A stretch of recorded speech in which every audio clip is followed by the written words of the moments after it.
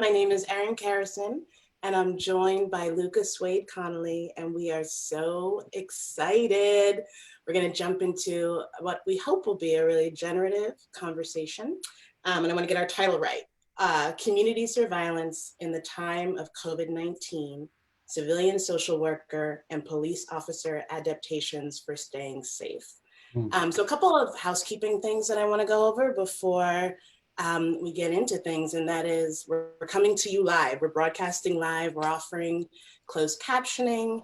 Everything will be recorded, and you are absolutely welcome to pose questions or comments or anything like that. There's apparently a chat function. I can't see you. I can't see any of you, and I don't know what the landing page looks like, but we do have a chat function that's available for all of our attendees.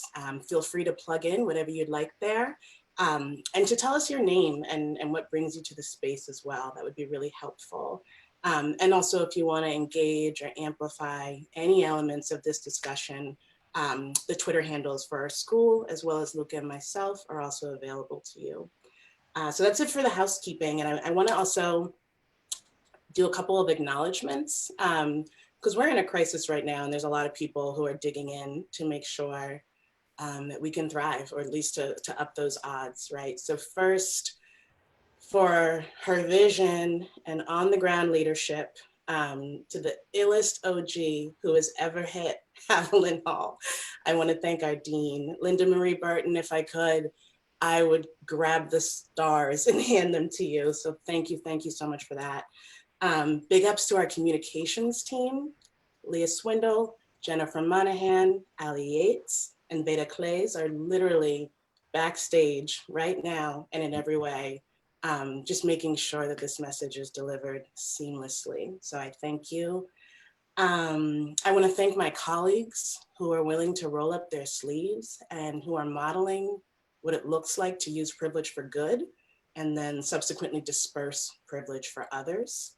I want to thank our alumni base. My God, we are only as strong as the foundation we lay, and y'all keep putting points on the board. So thank you in all your fabulousness for remembering us and coming back to us and offering all the love and support that we're going to need. And our students, Jesus, our students are phenomenal. Our students, you just come with an energy and a heartbeat that's deafening, and it motivates me and it animates everything we do in this space. I see your bravery. I see the risks you take. I promise to take them with you. I promise to take them for you on your behalf so that you won't have to. So hold fast and hang tight. 3 specific students I want to lift up too. And the first is Luka Connelly, who has not yet matriculated, but still leapt at the opportunity to co-host this conversation. So Luke, I want to tell you, for you, I hold a love and anticipation that is so profound. And I want to thank you for trusting me, love. And finally, I want to lift up Silvia Bracamante and Sarah Ronskevitz, whose lives were traded for their commitment to this work, right? You feel me? That's real. We say their names here, now, and hereafter. So a number of folks for whom I'm grateful, and hopefully for whom this conversation will be meaningful. So what else did I want to say you? Okay, so that's all my shout outs. And I want to remind folks that the original aim of this event was to talk about basically how COVID is shaping frontline worker experiences, and specifically that of social workers and that of patrol police officers. They very much interact with the same sorts of groups that are hyper vulnerable and disenfranchised, overwhelmingly non-white, poor, disabled, sort of you name it, all the isms are launched at them. And these 2 workforce institutions engage with them on the regular. And so we were thinking about how are they managing, in a time where you can't touch, in a time where PPE is so scarce, et cetera, et cetera. And then June hit us with a bang, right? And we had to sort of reconfigure the objectives that we had pitched and that we wanted to engage in. And that is, what does it mean for 2 institutions to really be relying on coercion and that are stabilized in human suffering, frankly? What does that mean? What do we want to do about it? What do we want to name? and what kinds of commitments do we want to make ourselves? And those are all big asks. So we thought, let's ask them of one another and do it in community. So that's what we're doing today. And I'll tell you, there's the reason why we had to switch it too is we are centering, right, the urgency of anti-Blackness and anti-Indigenous sentiment and behavior, right? It's not gonna fly. It never has, and it doesn't today. And as far as I'm concerned, it won't in the future if we keep pushing. So we wanna interrogate, like keeping that in mind, what are the aspirational goals of social workers and like the larger social work profession, given that coercion, that human suffering is such a robust anchor within our spaces, you know. And I believe, having spoken to aspiring social workers and those who are in the field and trenches today, we come to this space because we want to help. We come to this space because we have those experiences, you know, and want to make sure that we disrupt those cycles and patterns. But we got to think about how we're complicit, and we got to think about how we can push our institutions to do better. So given that, we're ready to get to work, you know. And Luca, I just want to quickly introduce a couple of food for thought questions that I want to propose for our attendees and for us to keep in mind. And the first is, what does it mean, you know, for the management of vulnerable, risky, relegated social groups? Like, what does it mean to manage these spaces and the people they're in? Because Luca and I will both argue that management is in large part one of the driving goals and anchors, both of policing and in social workspaces. How do these communities, navigate these webs, right? Because it's sticky. I mean webs when I say webs. And then particularly when they overlap, because they do. Folks are surveyed by the same institutions all at once. And then where can we address those harms individually, at our kitchen tables, in our communities, with our supervisors, colleagues, legislators, you name it, up the chain and back down, and whose efforts will be relied upon to get that work done. So I want to, before we jump in, I want to just invoke one of my gorgeous colleagues, Dr. Sheila Vicaria. She's from the Drug Policy Alliance. And she wrote this recently in Filter magazine, where she said, quote, "Social work as a profession must engage in a reckoning of its own. What kind of world do we truly want? And what new things could and should we help to create? Because we do have options behind remaining either passive bystanders or willing accomplices to the carceral state." So thank you, Sheila, for offering that provocation. And we're gonna try and figure it out in the hour that we have, or at least begin to. So I want to start with you, Luca, because Luca, you are on the ground in all of the ways, up against the carceral state. You're a survivor, you know, you're fighting for folks, making sure they get home and that they're safe, as a social worker, So I want to know, how are crises constructed in your space? By whom? How are they measured, evaluated? Sort of like, what does that construct mean based on what you've witnessed? Right. Yeah.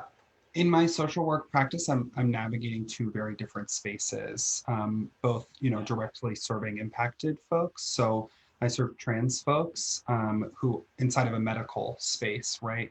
And so crisis there looks different. Crisis there, you know, I can't access my medicine or my healthcare, my housing is an issue, right? A lot of those pieces. And then serving folks who are experiencing incarceration or are having an entanglement with the criminal punishment system. And I think the thing that strikes me always is that when folks are coming to me with crises, it's never one isolated piece, right? Webs, which are sticky, I really liked that you named that intentionally, because, you know, someone recently that we bailed out, who got a curfew charge, for example, because of protests. Not only could they not find transportation home from the jail, but they didn't have housing, right? And they also didn't have access to food. And so I think crises are determined very differently by folks that are trying to respond to that and folks who are experiencing it. Okay, so. Yeah. So I think that what somebody might mention to me or come to me looking for support with, would be like a specific instance on top, right? Like, hey, I don't have anywhere to stay. Okay. And I'm then doing a little bit of digging or trying to gather a little bit of information to see what else is surrounding that, what else is happening inside of there. And always, always, always is it that folks' material needs are not met. And so when these events happen, they are not just adverse events. It creates crisis because of the ways that it is compounded. And so something that someone might present as just like a lived reality to me or to another social worker, to a colleague, we might view as that person being in crisis, right? Because we don't have that lived experience. Yeah. That's shocking, I think, in different ways, for different people who haven't lived that before, that privilege piece, coming in. And always what I'm trying to do is let the person who's coming to me drive that situation, especially when I'm talking about folks that have just been tangled up in criminal punishment. Those folks have been stripped of power and control, right? And so I'm trying to give them the opportunity to hold power and control by directing me, a person who's trying to support them, in what they need, and not let me make value judgments about kind of Maslow's hierarchy, right? You need this first before we can help with it. That's not how that's not the energy I'm trying to bring. I'm trying to allow that person to direct me. Okay, if this is what you say is the first priority, then that's the first priority. And if it's getting a wig, it's getting a wig, and I think that crisis language, yeah, it's very case by case. Very case by Another case. thing, thank you, first of all, for listening, right? It's as simple as it is complex, and you're doing it. So thank you for that. But also when I'm listening to you, I'm thinking about erasure and visibility, and whose lives, whose crises, whose situations merit our attention, Right. so specifically triaging. If someone says I'm hungry, someone says I need a place to live, someone says my children are unsafe, but they also need their ransom paid. And I say ransom when I say bail. That's what it is. It for sure. This is what we're doing today. Hi, everyone. So when all of those things are happening, are you seeing in any spaces, or do you try to disrupt, or I don't know what's happening, with the Richmond Bail Fund and Health Brigade, but do you see any sort of hierarchical triaging like that, either amongst social workers, and the social work policy for care, ethics and so on, and those who are criminal justice impacted, especially because, as you mentioned, there's so much overlap between those Right. spaces? Yeah. Always. I mean, we don't. This is our conditioning, is hierarchical learning. Okay. And so I'm not. There's a lot of work that has to happen to try and flatten that. I think specifically with criminal punishment work, it is a little bit easier, in the beginning, for folks to wrap their heads around, because bail first, like freedom first, ransom first, right? Okay, I need to liberate you. Like, I can't do anything else if I don't liberate you. And so that path is like a little clearer. Something I want to say though is I've gone to visit an incarcerated person, cash in hand, ready to bail them out. And they have said, please don't bail me out. Whoa, what's that about? Well, they had a home electronic monitoring system set up, and the place where they were required to stay was less safe for them than the Richmond City Jail. Yeah, that's a thing, right? So Yeah. another colleague of mine, Sarah Brain, talks about system avoidance, and what this Yeah. essentially is all the institutions, right? Whether it's public education, whether it's healthcare provision, it could be social work, it can be policing. They're all like, you're bludgeoned with it. They all have expectations for you, and they all have these sorts of matrices of compliance, that you have to adhere to, all these sorts of performative measures that you have to offer. And so what folks end up doing is just checking out, I mean, for actually like strategic reasons, for sure. There are ICE raids happening at schools, outside of schools, where they know that parents are dropping off their babies, right? Yeah. So they will be there. And more than that, their guards will be down. Yeah. So folks are like, I'm not dropping my kid off at school. So what does that mean for their sort of parental engagement, you know? But also there's also a fatigue and a general mistrust. So when we're thinking about providing services and it's like, here, look, you know, I got you, I wanna help you. Right. It's really understandable for folks, if not wise, to say, you know, I'm good, like I'm good. So I want to think about that too, and I encourage folks who are attending and participating to help us brainstorm, like, how do we address that, and should we, like, what is it? Is it about convincing people that we have their backs when all the evidence points to otherwise for them? Yeah. Go ahead, Luca, please. I'm sorry to interrupt. It's just, No. I think people see a community bail fund often as an extension of the state. Yeah, And sometimes it is. You know, you're case paying the study money after, right back. yes. And case study after case study of bail funds popping up because somebody's judge or sheriff invited them to go there, right? To help them with overcrowding or what have you.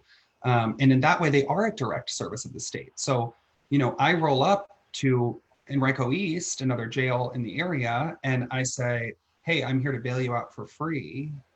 I'm with the Richmond Community. And that person's like, no way.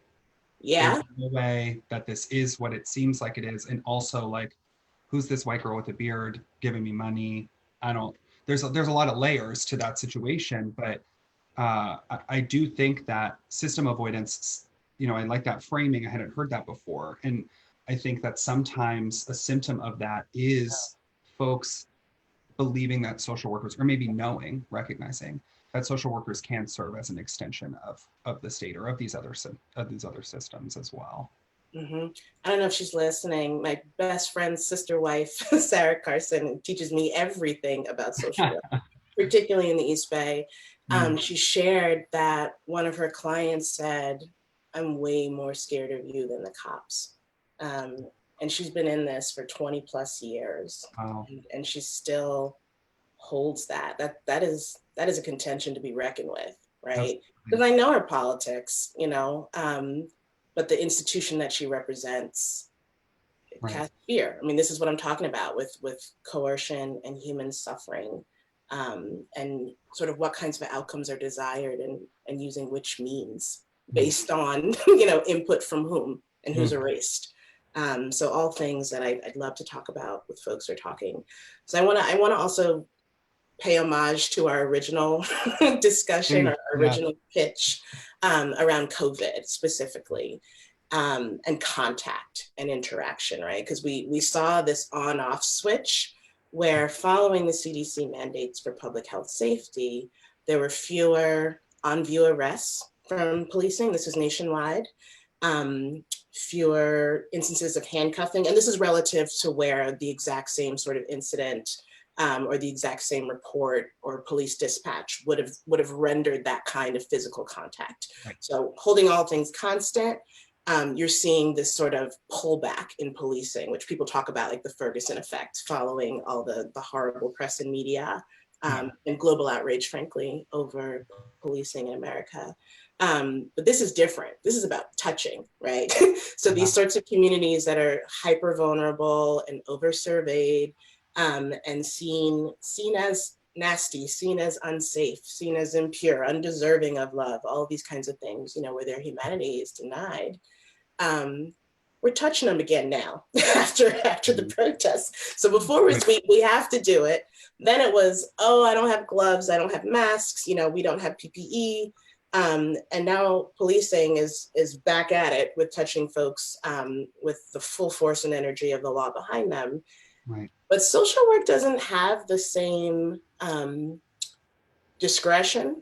Also, social work profession doesn't have the same oversight, you know, because what we're seeing now, everybody's watching policing and we're still seeing violence. So this is officers arguably on their best behavior.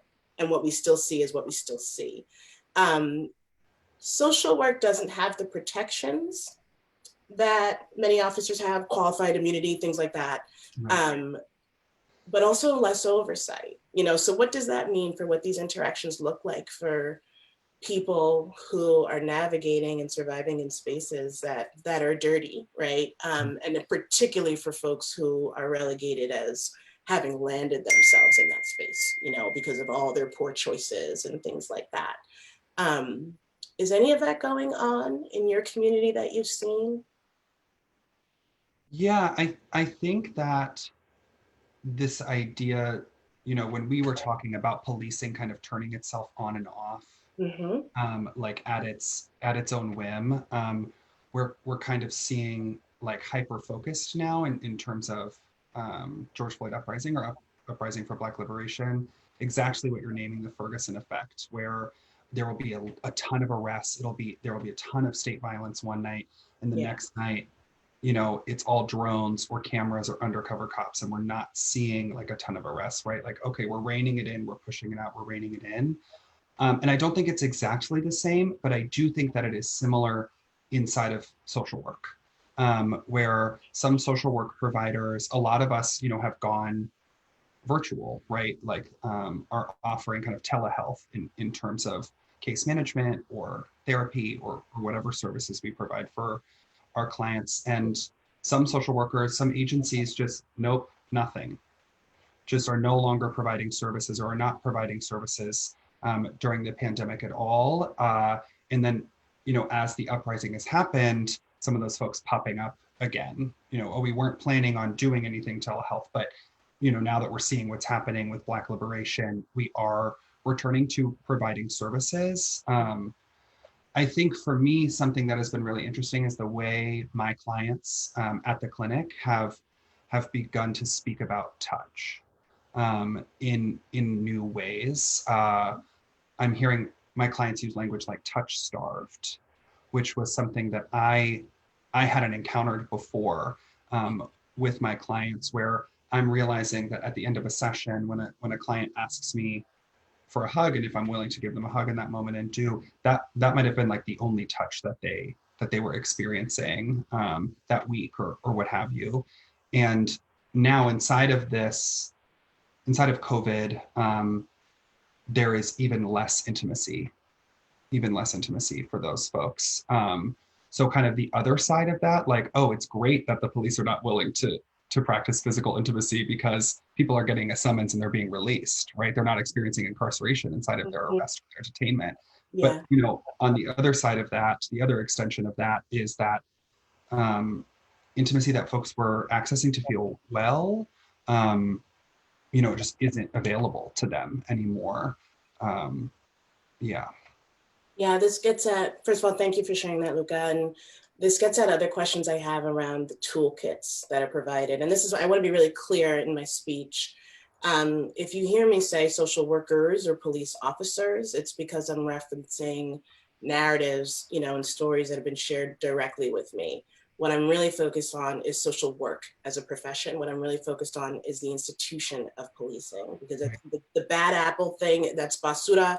That's not what we're doing. These are institutional frameworks with robust legacies of social control and coercion that need to be addressed. Again, you talk to anyone coming into this space, they'll tell you, I want to help. The self-selection and recruitment sorts of, gulfs that we need to address, that's another talk. But the spirit of that, I think, is really genuine. So it's more so I'm focusing on the institutions. I want to be clear about that. But the idea of the toolkits that people have available to them within their professions is another thing that needs to be interrogated, because everything is a nail to a hammer, So if touch is something that can be useful, like in your own praxis, Luca, if you can't touch, particularly people who need to be touched and have a desire to be touched, what does that mean? And this is a rhetorical question that you're welcome to answer or not, but what does that mean for how you can show up and do your work, right? If officers are told to use restraints, right? They're legal, and this is what you need to do. Other officers will flank you. This is sort of the laundry list of tools on your belt or on your vest that you can run through before we rely on lethal force. Some skip to the end. But some of this is just, why do you have a 40-pound vest filled with weapons? So this touch, this contact, whether that's through administrative paperwork and surveillance, drug testing, and again, those performative sort of exercises that people need to do literally with their bodies, like no furtive movements, have clean pee, all this kind of stuff. Right. These are strange tools, and it makes for these institutions that exist as very strange bedfellows. So to Sheila's question, we got to do better, right? We got to reframe the toolkits. And I don't know if that's a top down exercise or a bottom up, or if they're even mutually exclusive. But I'm going to pull up one of the questions that we received, which I'm hoping that we're getting. Let me see if I have this. Oh, what did I do? Hang on, guys. Hang on. Oh, I messed it up. I can't see the chat anymore, Leah. My bad. Anyways, Luca, can you see it? Absolutely. Yeah. Douglas Epps reached out and asked us to consider following the momentum to defund the current structure of militarized policing. How do you see the potential of social work education to train new non-militarized forms of community safety teams, or the capability of social work professionals to integrate into novel community crisis response efforts? Yeah, I want to lift up that question because Doug is brilliant Yeah. and amazing. Thank you for being my tech friend, Luca. But this is like the root of what we're getting at. Like where do we begin? And that's what I would like for us to engage when Luca and I sort of get off the mic for a little bit. Because another thing that we're thinking about is it worth it to swap out one for another, right? If both sort of build and propagate and operate within this very sticky web that's marked by a lack of consent, that's marked by very arbitrary constructions of compliance, that's marked by coercion and violence. How useful is it, like as we're training people to come up in this space of social work to join the profession, how useful is it if we're giving them the very same sorts of toolkits, right? We're just spinning it around. It's just a different flavor, but it has the same sort of bluntness to it, and the same sorts of harms emerge with their use. So Doug, I don't have an answer for you. I mean, we're going to work on it together. I'll check in with you tomorrow morning. But I wanted to lift up your question because I'm hoping some other folks who are listening in as well can help us think through this. And this is the first of a lot of really hard conversations that we need to have. But again, I'll roll up my sleeves and figure it out with you. So we're at 12:58. I want to make sure that we devote the last half hour to addressing questions. So I messed up my chat. Like after 10 minutes, of course I messed it up. Let me see what's in here. So that's Doug's question. Leah's feeding these. I just want to thank Doug for this. I mean, this is really the meat, right? Like this is the, This is it. This is the meat. And I just am grateful for folks who are considering engaging with us right now and engaging with this question, and just really want to encourage us to be imaginative and to use our imagination when we are tackling these and thinking about how to build a new world, right? And I think we can think really big. Right? Yeah. God forbid. Yeah. And I'm not seeing any other questions coming right this second. And it could be because there aren't any. But I know we also have a little lag. We're 20 seconds ahead. Oh, that's because I got out of the room. Okie dokie, let's see.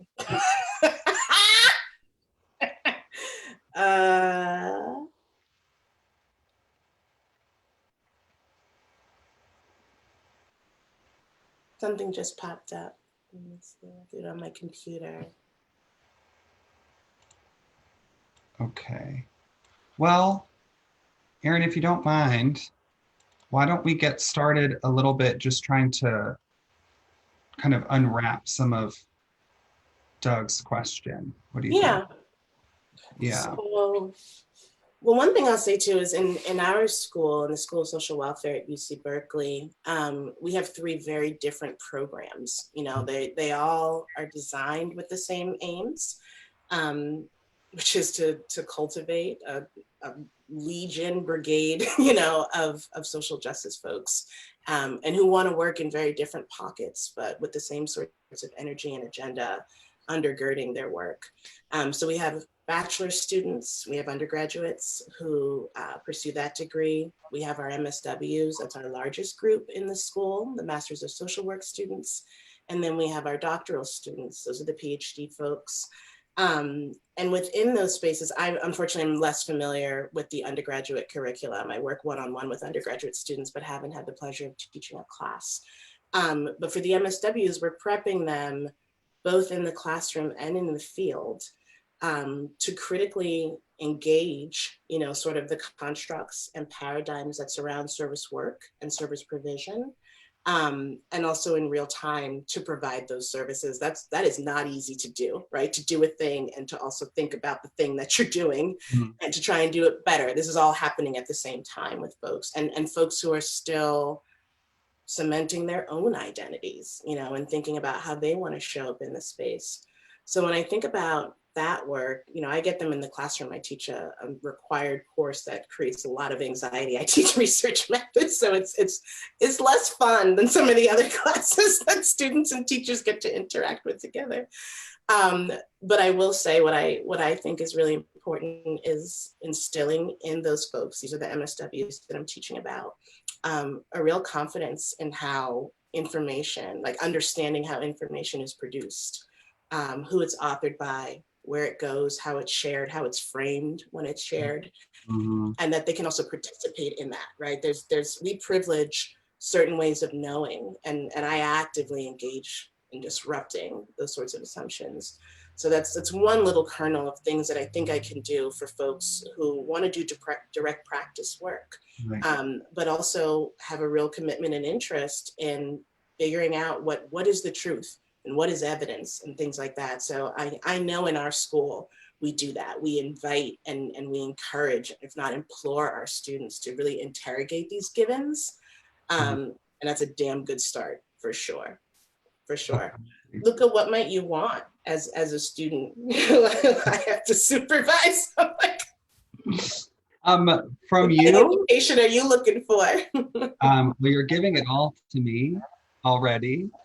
I think I am always interested in evidence-based learning that informs my practice. That is the purpose of study for me, is to inform my practice and inform other people's practice as well, of how to enact the social change that we are examining.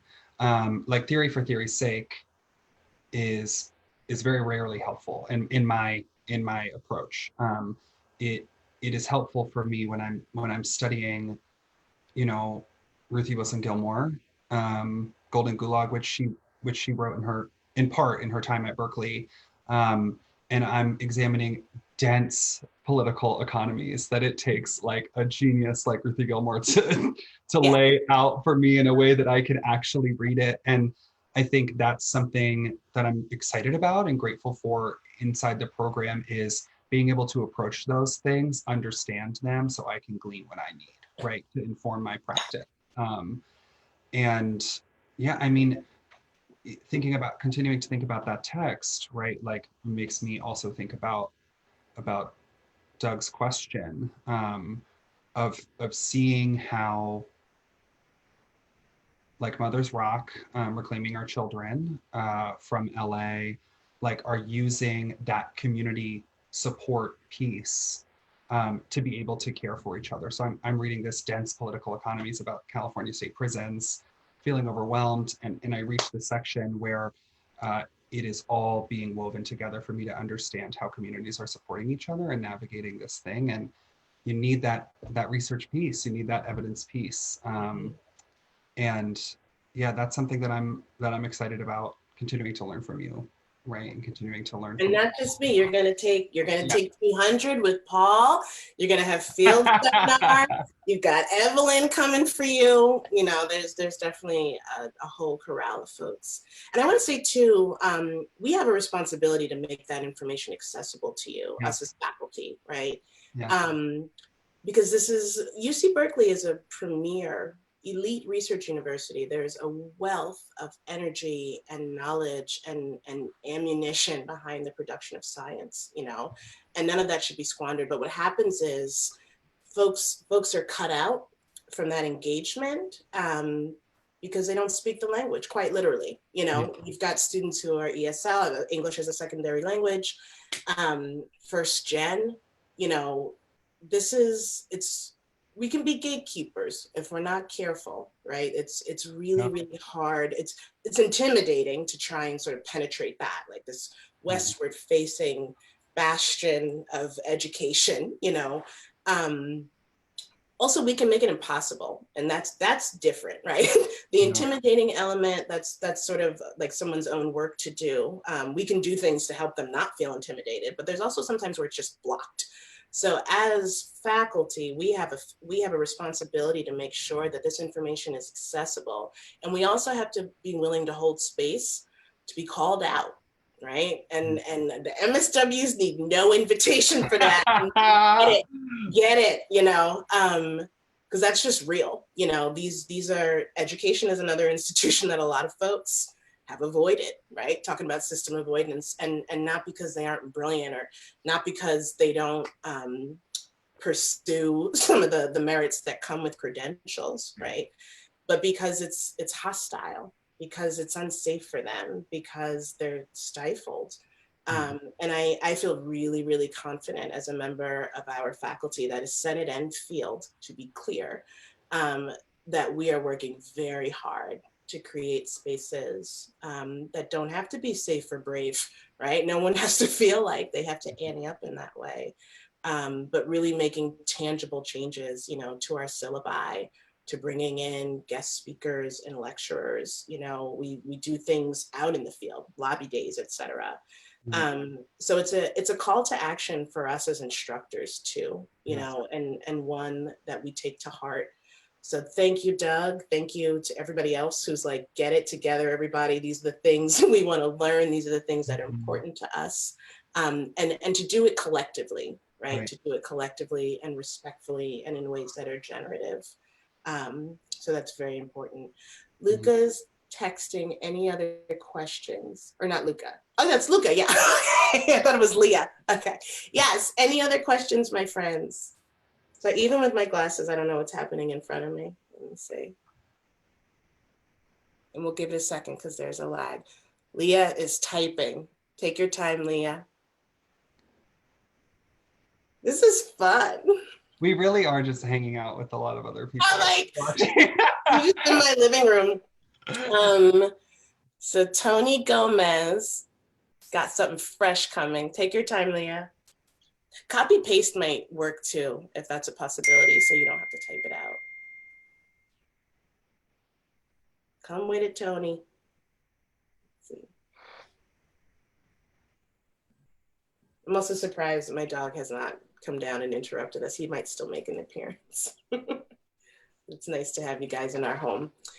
Thank you for holding this space. Thank you, Tony. A potential question for discussion, but no pressure to speak on it.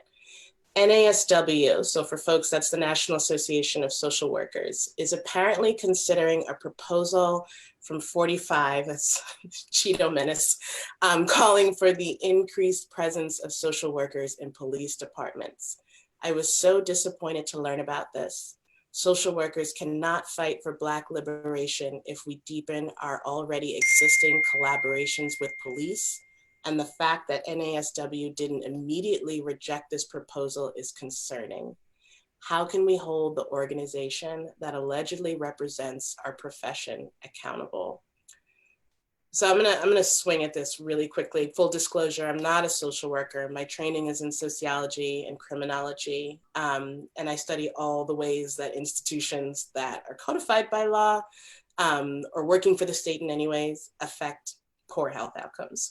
So what I will say is first of all, Tony, thank you. Big ups to Tony. That's a great question. How can we hold the organization that allegedly represents our profession accountable?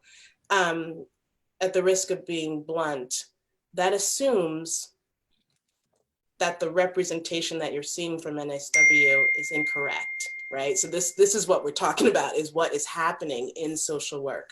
What are its roots? What is its legacy? We can do a whole thing on Jane Addams, but it's deeply raced, it's deeply gendered, and again, anchored in coercion, anchored in human suffering. There would be no social work were it not for that. And we have to think about that. We got to think about the not-for-profit engine, right? All of these kinds of things. So that's my first sort of provocation is, how do you know NASW is misrepresenting the profession? Exactly. Luca, you're welcome to jump on that, but I'm like, that's my sociologist take. Yeah. Is it wrong? I mean, that's my experience, is that Tony, I of course too am like shocked and deeply disappointed to hear this. Well, I shouldn't say I'm shocked, I'm not.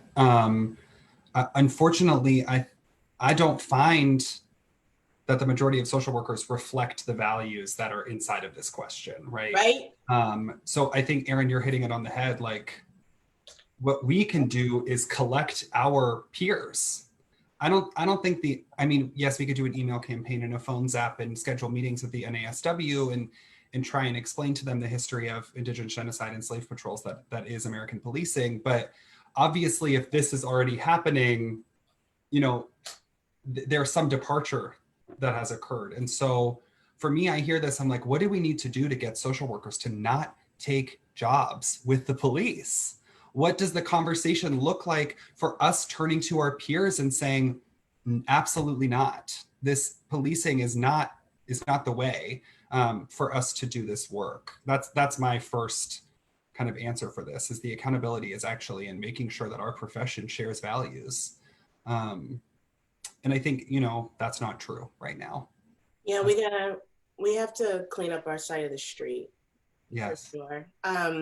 Another thing I'm thinking about too, to my point earlier about seeing the risks that people take, right? Again, I'm speaking really specifically about the MSWs who are in the field learning how to do this work and building the boat as it's paddled, the risks that you take, we see them, I see them. I will speak for myself. I see them, and a heartbeat is a drumline call to action, and you need to rest when you need to rest, but however quiet, I'll still hear it. And I'm thinking about the risks that you take and the risks that we can take on your behalf, again, so that you don't have to. This is something where leadership, leadership will step in and should step in, so that rank and file social workers who are trying to stay alive and save other people's lives and who have values and practices, that are consistent with Black liberation, that are consistent with anti-racist, dismantling anti-Indigenous policies and practices, making sure they don't have to choose between whether they get fired, and whether they can look themselves in the mirror. So this is a call to leadership. I don't want any more Zoom calls. I'm like so sick of Zoom. I don't want it, because that's work. That's distraction and work, So I would like to see folks higher up the ladder, just eking out just the littlest bit. You have so little to lose, if anything at all, but just to put your neck out a little bit, so that our MSWs and our folks who are in there 10, 20, 30, 40 years, don't have to continue to take those risks. So to your question, Tony, how can we hold the organization accountable? The we needs to be disentangled. That needs to be very clearly identified, because I think you're already doing it. I don't know you from Adam, Tony, but I'm going to guess by this question that your heart is in the right place. But that's not enough, because we're not talking about intentions or proclivities. We're talking about practice and policy. So thank you for that. Leah, do we have anybody else? We got like 15 more minutes. This is that weird stare down in the classroom that I love, where I'm like, I can hold the pause. Yeah, lean into silence. I got time. My students know we gonna keep it weird. So let's see. I'm ever learning. I don't know who this is from. Wendy Weigman. Okay. Hi, Wendy.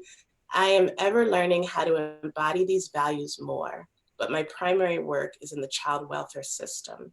I'm not sure I'm comfortable leaving that system since it does not reflect these values. I would prefer to change the system. How do we do this? And I also want to be clear, folks, I invite you guys, we both do, to give us your names, but if you want to pose a question and it's at all compromising for you, right, and vulnerable, leave it alone. Like, please post your questions and do so anonymously. So Luca, you were nodding. Do you want to get this one first? I mean, it's a big one. It's a huge question. How can we continue to, just like you said, survive and help other people survive? Continue to have the things that we need. And I think, I unfortunately am not as familiar with the child welfare system specifically. I'm assuming this question is coming in from California. Um, but I think what is exciting about this question to me is like a commitment and visioning and possibility and imagination that those things are an option. I don't know. This is a tough one, and I struggle with it. Erin, do you have anything off the top for Wendy? I know, Wendy, you're talking to me at a very special time in my life. I have abandoned a whole host of concerns, but because you may not be there with me, I will say keep your job, Mm-hmm. And let's think together about how we can keep folks accountable who are higher up, right? So to Luca's point about identifying our peers, right? Where I'm like, sometimes I'm in the room and I'm like, these are not my people. Find the people, okay? And I Yes. don't want you on Zoom and knocking on doors and all that, because again, that's that work, right? That's that labor that I don't want everyone to feel compelled to engage in if they don't have the energy to do it, okay? But looking at sort of like what are the pockets in our communities, either community-based organizations or otherwise, that have their own sorts of coalitions growing. And because again, social work is not unfolding in a vacuum, okay? There are all these other sorts of systems and networks that rely on social work practice and that social work has to respond to, right? It's very much like multi-directional. So who else in your community that works with children, with child engagement, with parental curricula, with pediatrics, with school nurses, with counselors, with curricula, all these kinds of things. What else are they doing, and what can we capitalize on in that space, and how do we get our heads together, to Yeah. build something larger? I would say that that's a suggestion that is really, Collectivizing really that. worth pursuing. What's that, Luca? Just collectivizing that. Absolutely. Collectivizing, I'm just that's the lifting up verb. what you're saying. Absolutely. Yeah, I would say that. So thank you for that, Wendy. And we have from Ruth Ackerman, what does the model look like relative to alternatives to policing? So it looks like love. Yeah. I mean, we can go backwards and talk about the constructions of law and law enforcement, right? The way that we manage populations that don't either live up to, align with, or aspire to white, male, property owning, middle, upper class Christian ideals. Like, did I name them all? Cis, het. Um, anybody who's kind of coloring outside the lines, they're deviant. And then we draw lines around where their behaviors or where their embodiments and existence and identities are in fact illegal, right? So all of that is basura, and we need for sure to redraft it. But in the moment that we're in right now, it looks like love. It looks like where we're not delineating like who is in and who is out based on those kinds of differences. It means we're taking responsibility for the ills, for the gaps, for the harms that exist, always have, and likely will continue until we get it together. It means not having police social ills, right? I'm a Yeah. carceral abolitionist, and I'd like very much to see policing end, but I will say this for forever. Police are charged with responsibilities that they have no business policing. And Yeah. that's not a smack you to cops. That's literally like, this is inappropriate. They don't have the toolkit for it. They don't have the bandwidth to address it, giving that toolkit and their charge. And folks don't want it anyways. Folks know what they need, and it's not handcuff, and it's not custody, right? It's not harassment. So it looks like a full celebration of humanity. That is what an alternative to policing looks like. And when I say policing, I mean it with a capital P. Right. Policing that is about coercion, that is about human suffering, that is about exclusion. and management of undesirable pockets of our society. Trash And all that. Go yeah, ahead, Luca. and just holding that, those individual, like those differences, those complexities. I think the problem is we're looking for a blanket. Policing is a blanket, and I think we, you know, in discourse that I'm seeing happening right now, we want another blanket, and you can't just throw a social worker at everything that pops up, or throw a police officer, or any of these things. You know, what is happening in that individual situation, and who does have the right toolkit, who can respond to that. And you know, maybe it's more complicated than having one number that you can call, but I really believe that it is about people being rooted in their relationships, rooted in love, rooted in community. Who do you have around you that you trust to be open and real about what you're going through, whether you're causing harm, experiencing harm, all of these things that are happening. Acknowledging those each as like individual and deserving of care and deserving of specialized response and support, Yeah. and not by the police, and not just by social workers, and not just throwing a therapist. Yeah, I'm loving this. Like, what are the tools? It's the tools. Yes. Tools. You know, we got one more question, Luca, but I wanna lift up Evelyn Chang, who's a part of our community. I don't know if you've met them yet. Lecturer, activist, badass. I heard Evelyn's voice on the School Board of Education meeting that took place last week for Oakland Unified School District. And what Evelyn shared is this ratio that exists between the number of cops and students who are enrolled in public schools and the number of counselors, therapists, social workers, you know, sort of this umbrella of a different kind of care that we're unpacking today. But at least that's ostensibly very different from police officers and metal detectors and all the sorts of apparatus that come with their presence. And what Evelyn lifted up was follow the money, basically. You know, Right. your budget signals your values, right? So part of why it's so difficult for us to imagine, not you and me, but for us to imagine an alternative to policing is because we have it so ingrained that this is the flow of resources, right? We take those as givens and they're justified by the narratives that are these sullied populations, you know, who need managing. So just that's a place to start. Yes. Is hold your board accountable in that way, you know? Like, I mean, that it was so fire, the people on the phone. That meeting went to like 2 a.m. So thank you. Big ups to Evelyn. We have one last question before we wrap up from my friend Sophia. Can you all share some thoughts on how social work can upend traditional ways of knowing and center and uplift the strategies for safety and care that marginalized communities have been practicing for decades? Social work doesn't need to reinvent the wheel. We can amplify amen and ashe. So if I say anything, I'm going to tell you we know what we need. Like, if that's the only takeaway, it's that we know what we need. And it's the toolkit for sure, but it's about squeezing square pegs into round holes. I look at case files. I was working with a public defender, and I'm reading sort of the incident statements from the AA sponsor, you know, their sorts of certificates of rehabilitation, all of this. And when you look at all the steps, and I mean steps, this is a gauntlet that this person has had to go through from the beginning. I'm looking at it and I'm like, this was always going to end this way. This was always going to end this way. They never stood a chance, right? So when I see this, Sophia, thank you for your question. For one, it really is about this, like the individualized, the John Henryism, the blaming, all of that. If you would just listen to people from the beginning, where they say, this is a round hole and I'm a square peg, and more than that, you made me square. Okay, it's not arbitrary. This isn't sort of like my embodied misfortune or disadvantage. And if we would listen to that and really like listen and hear it, that of course would change everything, Sophia. But this gets back to that historical anchor, right? How have these professions emerged?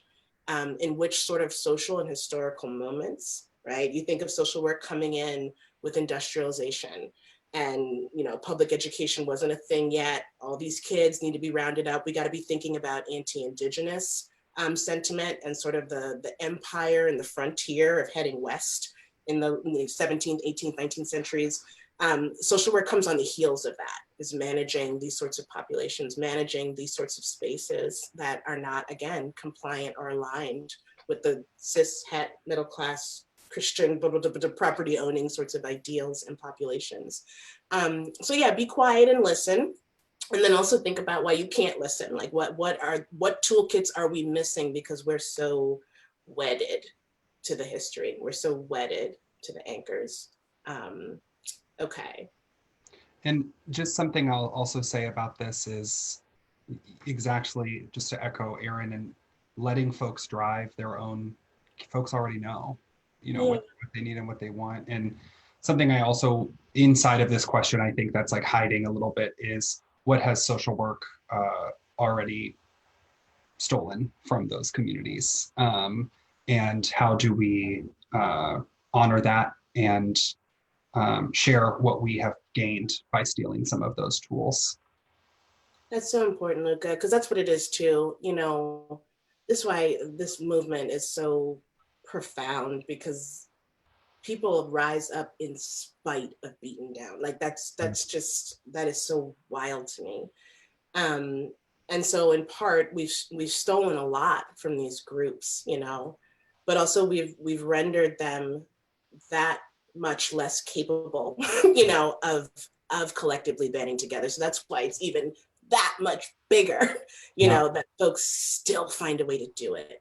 Mm-hmm. So big ups to communities who stand in their truths, mm-hmm. and just keep getting up. I'm telling you, a heartbeat is just a drumline call. And we feel and hear that rumble. So we gotta close out. I am so grateful. I can't see any of you. I know you're there. I feel Elsa bouncing around. I feel it. I know you're out there. I'm so grateful for your willingness to even engage these questions and to collectively check our privilege and to think productively about what could be different. Because also the personal statement industrial complex needs to be abolished as well. I'm sick of seeing the statements. I don't want to see any more black squares or flags. Like we got to clean up our side of the street, and we have work to do. So I'm thanking everyone for that. And Luca, I want to make sure you have a moment to say any parting words. Yeah, I want to say thank you as well for engaging in these with us. We're asking really big, really hard questions. And I want to remind folks that we often find the answers in community, being together, talking about this with our people, being out in the street, being at the barbecue, doing those things, and encourage folks to enter those spaces and bring these curiosities. And Erin, I want to say thank you so much for inviting me to come and try and chop some of this up with you. Let's do it. It's been really fun. We got 5 years minimum. We got 5 years minimum, so I'm ready. Thank you, Luke. I mean it. I don't know what my parting, see the professor in me, I'm like, what's for homework? Womanist logics will set you free. It's number one. Number two, I would say, manifest your joy, right? If you're not getting it from other folks, hold fast that you deserve it, and let's find the people who can affirm that truth, so we can create a joy that's collective, because your joy is wrapped up in mine. Everybody wins. Third, wash your hands. wash everything. We need a good rinse, and then moisturize those heels and knuckles too, because this is we gotta fight, and we need everybody well-oiled and greased up. So those are my three. Thank you. Thanks, y'all. Bye, guys. Bye.